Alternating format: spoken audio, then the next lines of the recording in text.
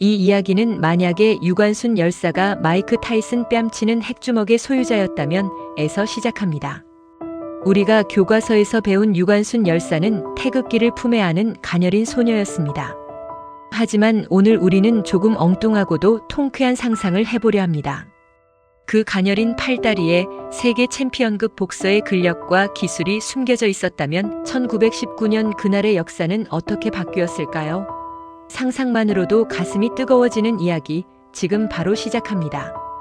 때는 1919년 4월 1일 천안 아운의 장터입니다. 자욱한 흙먼지 사이로 비명과 총성이 뒤섞입니다. 그 아비규환의 한가운데 한 소녀가 서 있습니다. 하얀 저고리에는 붉은 선혈이 낭자하죠. 그녀의 눈앞에는 악명 높은 일본 헌병대장이 떨리는 손으로 권총을 겨누고 있습니다. 쏠 테면 쏘아라. 소녀의 나직한 목소리가 들리는가 싶더니 탕! 총성이 울립니다.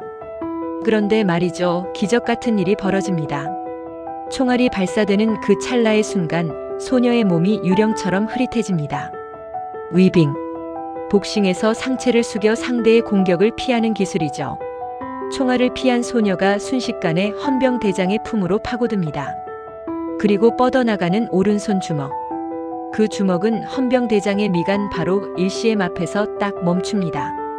그런데 멈춘 주먹에서 발생한 엄청난 풍압 때문에 헌병대장이 쓰고 있던 모자가 저 멀리 허공으로 날아가 버립니다. 마치 태풍을 정면으로 맞은 것처럼 말이죠. 헌병대장은 다리가 풀려 주저앉고 맙니다. 공포에 질린 눈으로 겨우 입을 떼죠. 왜 치지 않는가?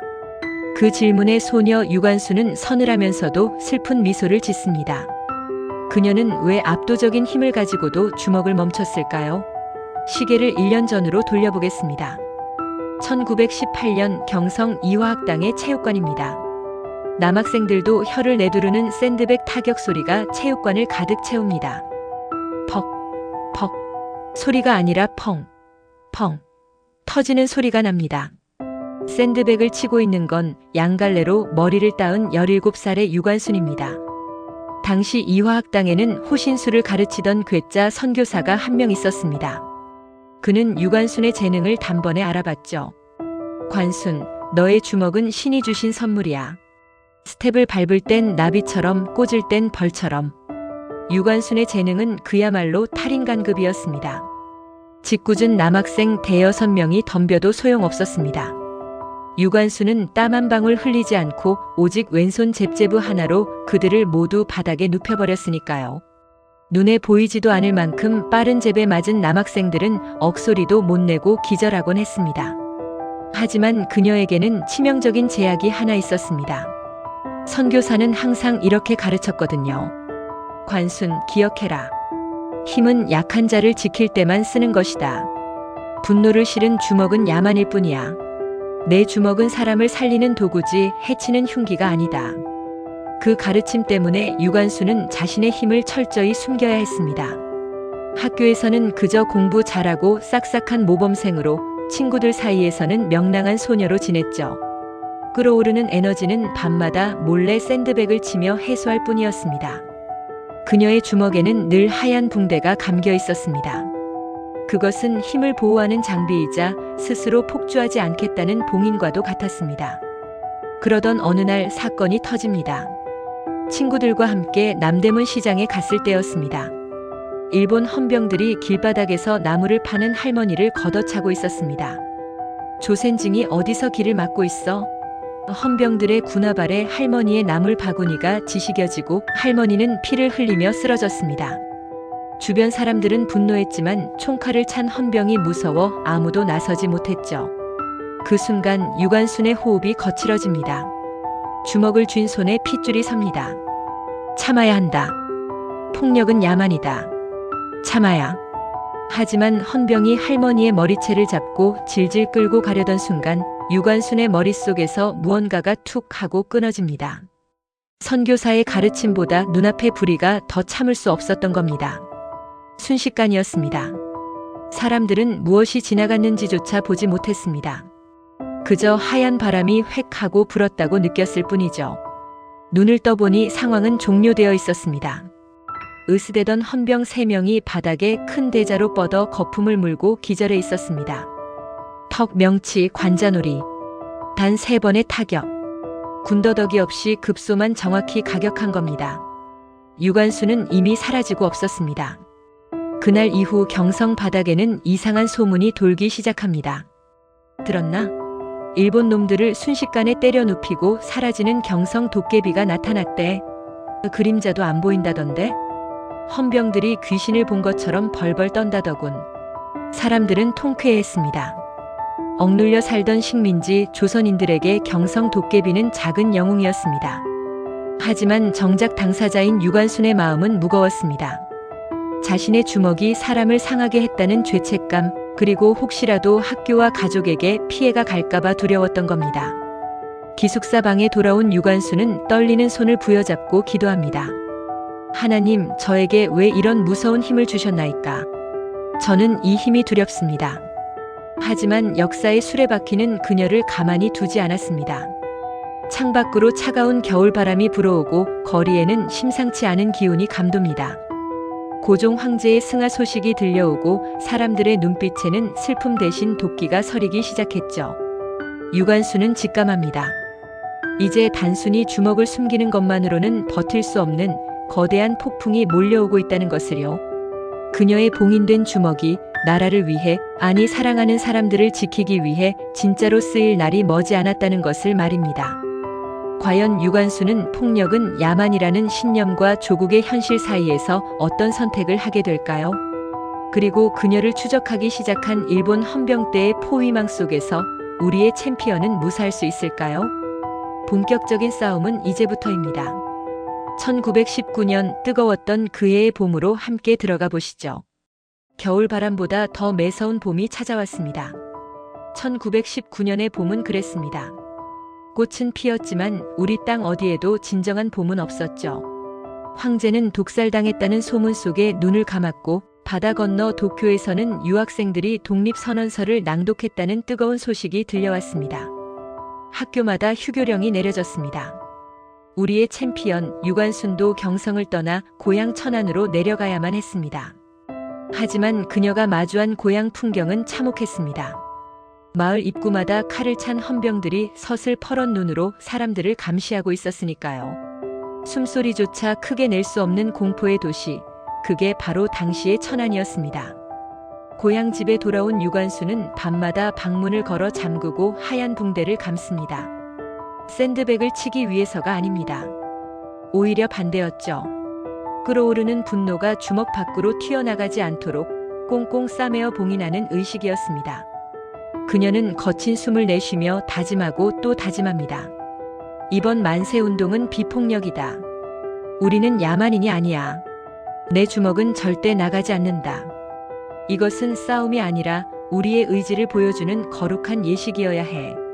낮에는 바느질을 하고 밭일 돕는 평범한 소녀로, 하지만 밤이 되면 그녀는 완전히 다른 존재가 되었습니다. 거사 날짜를 알리기 위해 옆 마을 용들이 목천 일대를 돌아다녀야 했거든요. 그런데 헌병들의 경계가 생각보다 훨씬 삼엄했습니다. 골목마다 길목마다 랜턴 불빛이 번뜩였죠. 어느 날 밤이었습니다. 검문소 앞을 지나던 유관순이 일본 순찰대와 딱 마주치고 맙니다. 누구냐? 거기서. 날카로운 고함과 함께 헌병들이 달려들었습니다. 보통 사람이라면 다리가 풀려 주저앉았을 겁니다. 하지만 유관수는 달랐습니다. 랜턴 불빛이 그녀를 비추는 그 찰나의 순간 그녀의 몸이 기묘하게 흔들립니다. 복싱의 꽃 위빙이었습니다. 마치 버들가지가 바람에 흔들리듯 상체를 유연하게 움직여 불빛의 궤적을 피해버린 겁니다. 이어서 현란한 풋워크가 시작됩니다. 사박. 흙바닥을 밟는 소리조차 나지 않았습니다. 그녀는 순찰대원들의 시야 사각지대로 미끄러지듯 파고들었다가 눈 깜짝할 사이에 포위망을 빠져나갔습니다. 헌병들은 멍하니 서로의 얼굴만 바라봤습니다. 분명히 눈앞에 있었는데 귀신인가? 사람이 어떻게 그렇게 움직여? 그날 밤 헌병대 일지에는 이런 기록이 남을 뻔했습니다. 천안의 밤거리에는 그림자도 없는 도깨비가 산다. 이렇게 아슬아슬한 숨바꼭질이 계속되던 어느 날 결국 사건이 터지고 맙니다. 거사를 며칠 앞둔 늦은 밤 다급한 소식이 들려왔습니다. 동네 친구였던 순이가 헌병들에게 끌려갔다는 겁니다. 이유는 기가 막혔습니다. 방 안에서 태극기 그림을 그리고 있었다는 것, 단지 그 이유 하나였습니다. 순이가 잡혀가서 지금 분소 지하에 갇혔대. 비명소리가 들려 이웃집 아주머니의 울먹이는 소리에 유관순의 표정이 차갑게 굳어집니다. 머릿속에서 비폭력이라는 단어와 친구의 목숨이라는 현실이 격렬하게 충돌합니다. 하지만 고민은 길지 않았습니다. 사람을 살리는 것이 힘이다. 아버지의 가르침이 그녀를 움직였습니다. 유관순은 겉옷을 걸치고 어둠 속으로 사라집니다. 도착한 곳은 헌병대 분소. 굳게 닫힌 철문 안쪽에서 희미한 신음이 들려옵니다. 피가 거꾸로 솟는다는 게 이런 느낌일까요? 유관순은 심호흡을 한번 크게 합니다. 그리고 며칠간 꽁꽁 싸매두었던 주먹의 봉인을 오늘 밤만은 살짝 풀기로 합니다. 정문을 지키던 헌병들이 그녀를 발견하고 총을 겨누려던 순간이었습니다. 유관순은 낮은 자세로 더킹더킹을 하며 순식간에 거리를 좁힙니다. 마치 맹수가 사냥감을 덮치듯 빨랐습니다. 하지만 그녀의 주먹은 헌병의 얼굴이 아닌 그 뒤에 있는 육중한 철문을 향했습니다. 쾅 마이너스. 천둥 같은 굉음이 밤하늘을 찢었습니다. 믿기지 않는 광경이 펼쳐졌습니다. 단 한 번의 라이트 훅. 그 충격으로 두꺼운 철문 경첩이 뜯겨나가고 문짝이 엿가락처럼 휘어져 나가떨어졌습니다. 자물쇠는 산산조각이 나 바닥에 뒹굴었죠. 눈앞에서 벌어진 믿을 수 없는 괴력에 헌병들은 얼어붙었습니다. 총을 든 손이 덜덜 떨려 방아쇠를 당길 생각조차 못했습니다. 자욱한 먼지 속에서 유관순이 걸어 들어갑니다. 그녀는 겁에 질려 구석에 웅크리고 있던 친구를 들쳐 업고 유유히 걸어 나옵니다. 누구도 그녀를 막아서지 못했습니다. 압도적인 공포가 그들을 지배했으니까요. 친구를 안전한 곳에 데려다주고 집으로 돌아오는 길. 유관순의 손은 미세하게 떨리고 있었습니다. 철문을 부술 때의 충격 때문이 아니었습니다. 자신의 정체가 아니 자신의 힘이 세상에 드러났다는 불안감 때문이었죠. 일본 헌병대는 발칵 뒤집혔습니다. 철문을 맨주먹으로 부수고 사라진 정체불명의 괴한. 그들은 이 괴물을 잡기 위해 천안 일대에 비상령을 내립니다. 포위망은 점점 좁혀오고 거사의 날인 4월 1일은 코앞으로 다가왔습니다. 유관순은 밤하늘을 올려다봅니다. 별조차 보이지 않는 캄캄한 밤입니다. 그녀는 직감합니다. 오늘 밤의 이 일은 앞으로 다가올 거대한 피바람의 예고편에 불과하다는 것을요. 단순히 철문을 부수는 것으로 끝나지 않을 생사를 건 싸움이 기다리고 있었습니다. 과연 유관순은 좁혀오는 수사망을 뚫고 아온의 장터에 설 수 있을까요? 그리고 그곳에서 그녀는 끝까지 비폭력의 맹세를 지킬 수 있을까요? 운명의 날 4월 1일의 아침이 밝아오고 있습니다. 운명의 날 1919년 4월 1일. 아온의 장터의 아침은 폭풍전야처럼 고요했습니다. 하지만 그 고요함은 곧 깨질 운명이었습니다. 오후 1시 유관순이 장터의 가장 높은 곳에 올라 품 안에 숨겨둔 태극기를 꺼내 들었습니다. 대한 독립 만세. 그 한마디가 신호탄이었습니다. 3천여 명의 군중이 일제히 태극기를 꺼내 들었습니다. 그 순간만큼은 조선은 식민지가 아니었습니다. 사람들의 얼굴에는 두려움 대신 벅찬 해방의 기쁨이 넘쳐 흘렀죠. 하지만 그 평화로운 풍경이 지옥으로 변하는 데는 채 10분도 걸리지 않았습니다. 헌병대장의 사격 개시. 명령과 함께 귀를 찢는 총성이 장터를 뒤덮었습니다. 평화롭게 만세를 부르던 사람들이 피를 토하며 쓰러졌습니다. 비명과 신음, 화약 냄새와 피비린내가 뒤섞인 아비규환의 현장. 그리고 그 혼란의 한가운데서 유관순은 결코 보지 말았어야 할 장면을 목격하고 맙니다. 자신의 아버지가 헌병의 총검에 찔려 쓰러지는 모습. 그리곤 남편을 감싸 안으려던 어머니마저 총탄에 맞아 붉은 피를 뿜으며 쓰러지는 모습. 어머니의 피가 튀어 유관순의 하얀 볼을 적십니다. 순간 유관순의 세상에서 모든 소리가 사라집니다. 사람들의 비명도 총소리도 들리지 않습니다. 오직 귓가에 자신의 심장 뛰는 소리만 쿵, 쿵, 쿵 들려올 뿐입니다. 그녀의 머릿속에서 이성의 끈이 툭 하고 끊어지는 소리가 났습니다. 지금 유관순의 눈빛은 우리가 알던, 나라를 걱정하던 17 소녀의 것이 아닙니다. 그것은 링 위에서 상대를 죽일 듯이 노려보는 굶주린 맹수의 눈빛이었습니다. 아니, 상처 입은 짐승의 처절한 울부짖음이었죠. 헌병들이 총을 겨누며 그녀에게 달려듭니다. 저 계집을 잡아라. 보통 사람이라면 공포에 질려 주저앉았겠지만 각성한 유관순에게는 그들의 움직임이 슬로우 모션처럼 보입니다. 극한의 분노가 그녀의 동체 시력을 인간의 영역 밖으로 끌어올린 겁니다. 탕, 탕. 총구가 불을 뿜었지만 유관순은 이미 그 자리에 없습니다. 고개만 살짝 까딱여 총알을 피한 그녀가 헌병의 품으로 파고듭니다. 퍽. 단 한 번의 보디블로 바디블로. 가죽 갑옷을 뚫고 들어간 주먹이 헌병의 갈비뼈를 으스러뜨립니다. 맞은 헌병은 비명도 지르지 못한 채 거품을 물고 나동그라집니다. 이건 싸움이 아니었습니다. 일방적인 학살, 아니 처절한 응징이었습니다. 유관순은 마치 영화 속 한 장면처럼 수십 명의 헌병 무리를 홀로 뚫고 지나갑니다. 그녀의 목표는 단 하나. 저 멀리서 부모님을 쏜 헌병 대장이었습니다. 주변의 동지들이 소리칩니다. 관순아, 안 된다. 피해야 해. 하지만 그녀에게는 아무것도 들리지 않습니다. 지금 그녀는 독립운동가가 아닙니다. 부모를 잃은 슬픔에 미쳐버린 복수기일 뿐이죠. 피칠갑을 한 채 헌병대장 코앞까지 돌진한 유관순. 그녀의 주먹이 부들부들 떨립니다. 죽일 것인가 살릴 것인가.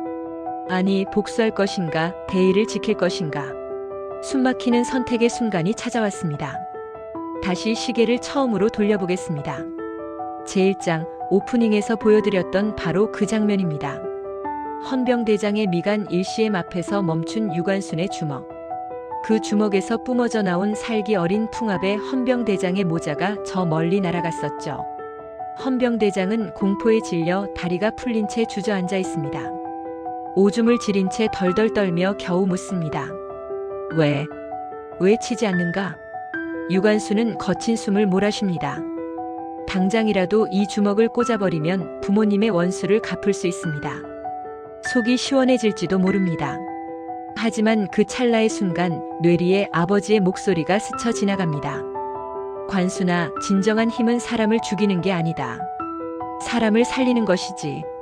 내 주먹이 복수의 도구가 되는 순간 너는 저들과 똑같은 괴물이 되는 거란다.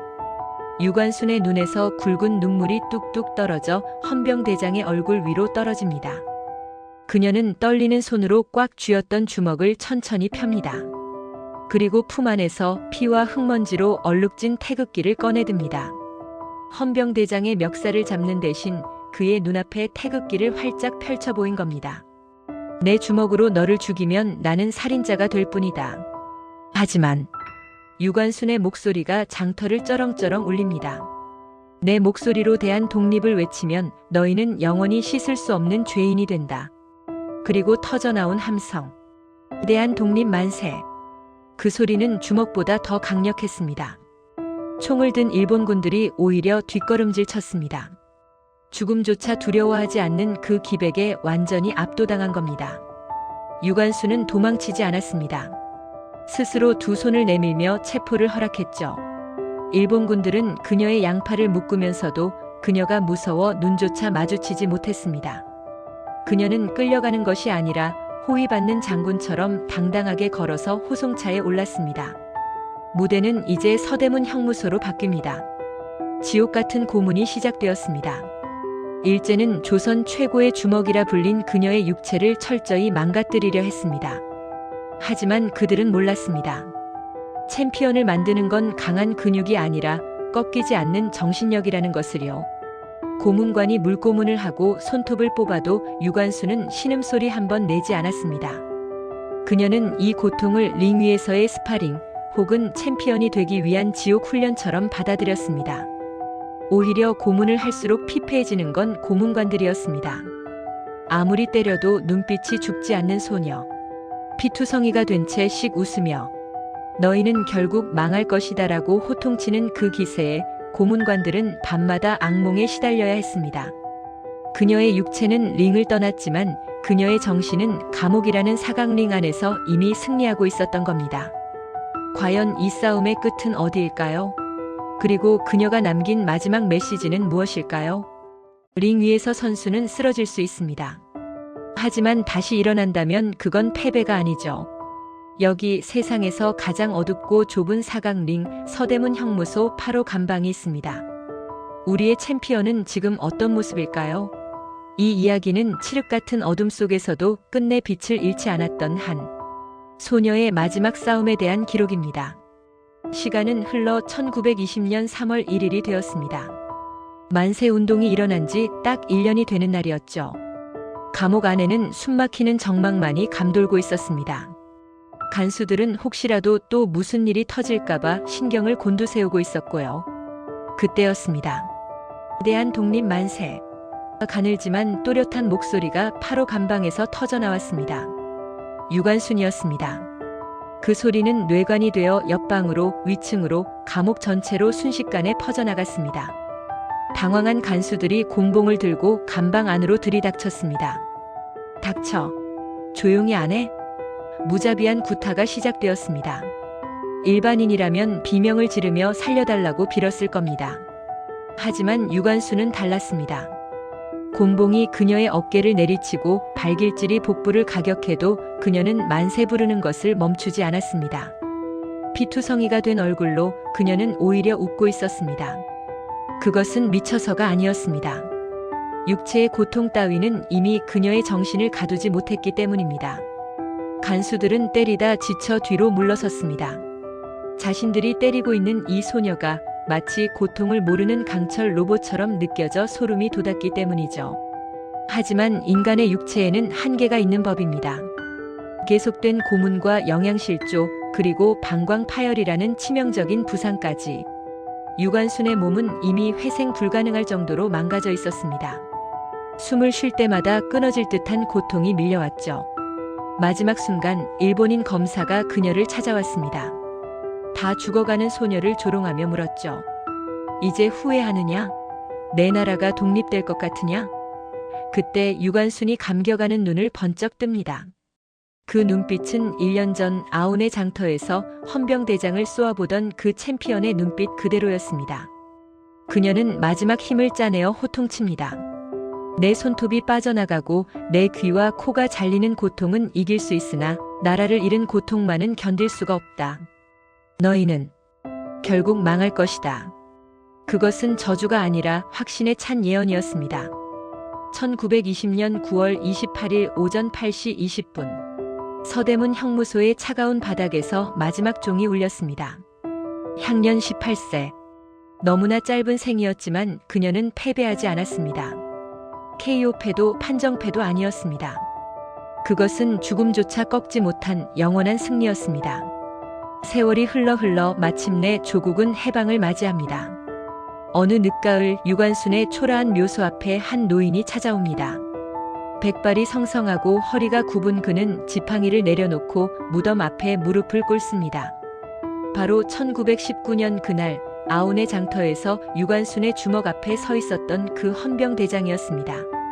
그는 회한에 잠긴 목소리로 중얼거립니다. 그날 나는 운이 좋아서 살았던 게 아니오. 그 소녀는 나를 죽일 수 있었어. 하지만 죽이지 않았지. 노인은 눈시울을 붉히며 말을 잇습니다. 나는 그날 주먹에 맞은 게 아니었어. 그 거대한 영혼에, 그 위대한 정신에 두들겨 맞았던 거요. 그 아픔이 평생을 가더군. 장면은 다시 현재로 바뀝니다. 체육관의 샌드백 소리가 들립니다. 펑, 펑, 펑. 그 소리는 점차 사람들의 박수 소리로, 그리고 광화문 광장을 가득 메운 촛불 집회의 함성으로 바뀝니다. 유관순이 그토록 지키고 싶어 했던 나라, 우리가 살고 있는 대한민국입니다. 만약 유관순 열사가 지금 우리 곁에 있다면 아마 글러브를 벗으며 이렇게 말하지 않았을까요? 진정한 강함이란 주먹을 꽉 쥐어 남을 쓰러뜨리는 게 아니에요. 주먹을 활짝 펴서 옆 사람의 손을 따뜻하게 잡아주는 것. 그게 진짜 우리가 이기는 방법입니다. 어둠은 빛을 이길 수 없고 폭력은 평화를 이길 수 없습니다. 100년 전 가녀린 몸으로 그 진리를 증명해 보였던 조선의 챔피언. 그녀의 마지막 스파링은 끝났지만 그 뜨거운 투호는 우리 가슴 속에 영원히 살아 숨 쉴 것입니다. 역사의 진실. 유관순 열사는 1902년 태어나 1919년 아온의 장터 만세 운동을 주도했습니다. 비록 복싱 선수는 아니었지만 일제의 모진 고문에도 굴복하지 않고 옥중 투쟁을 이어가다 1920년 9월 28일 18세의 나이로 순국하셨습니다. 그녀의 꺾이지 않는 독립의지는 그 어떤 물리적인 힘보다 강했습니다.